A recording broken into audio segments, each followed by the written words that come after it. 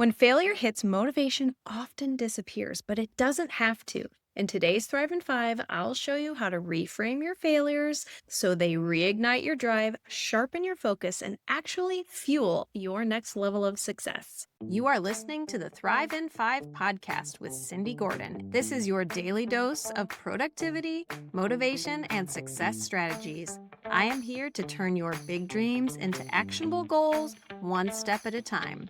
Ready to make the most of the next 5 minutes? Let's dive in.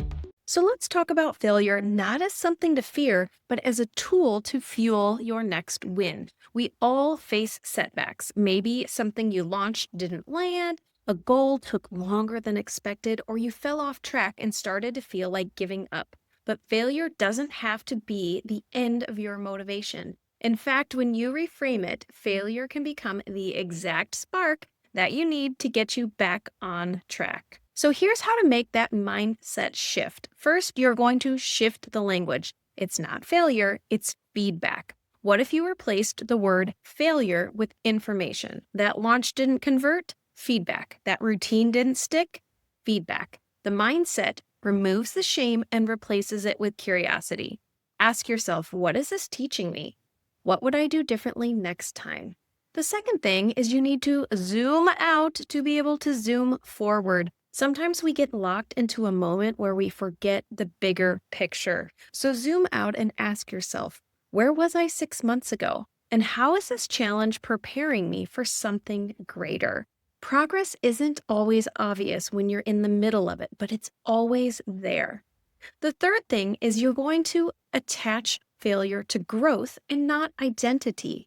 You are not your results. You are the person growing through the results. Every stumble builds resilience. Every mistake makes you sharper. So say it with me. I am not behind. I am becoming. So why does this work? Your brain is wired to avoid discomfort. But when you reframe failure as part of the process, you reduce fear and increase motivation. Instead of freezing, you move forward with clarity. Instead of quitting, you pivot with purpose. So let's recap how to reframe failure and reignite your motivation.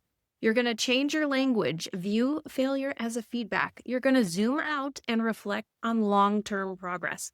You're going to separate your worth from your results. So your action steps for today or tomorrow are to take at least one past failure and write down 3 things it taught you.